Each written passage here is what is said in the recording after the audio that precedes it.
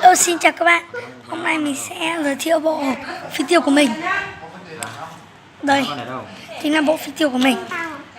1, 2, 3, 4, 5, 6, 7.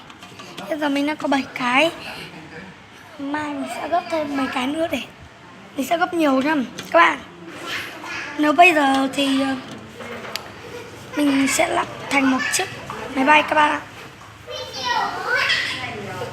Phi tiêu. Đừng nghịch nữa.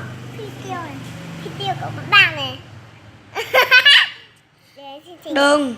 Đây này. Cầm cho anh như này. Cầm. Đừng che.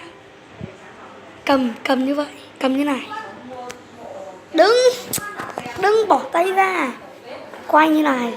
Đấy, quay dưới hộp này. Bây giờ tôi sẽ lắp cho các bạn nha. Các bạn nhìn này. Một cái nha các bạn. Đấy. Các bạn phải dùng hai cái to.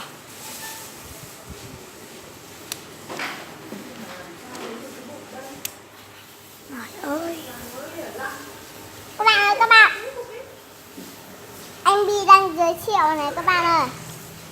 Đây các bạn này. Anh Bi đang giới thiệu nha các bạn ơi. Anh Bi đang giới thiệu đây nhá. Nha anh nhá. Giới thiệu được chưa? Rồi, ok. Các bạn. Bạn ơi các bạn. Nè, các bạn. Đây. Đây chính là chiếc phi tiêu của chúng ta. Đấy. Đúng là chiếc máy bay các bạn.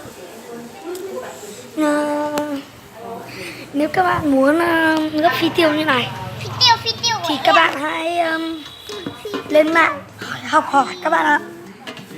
Các bạn một tờ giấy thì sẽ làm được một chiếc phi tiêu. Phi tiêu này nó làm không dễ mà các bạn. Chúc các bạn làm được nhiều phi tiêu và sáng tạo ra nhiều hình. Xin chào các bạn. Goodbye.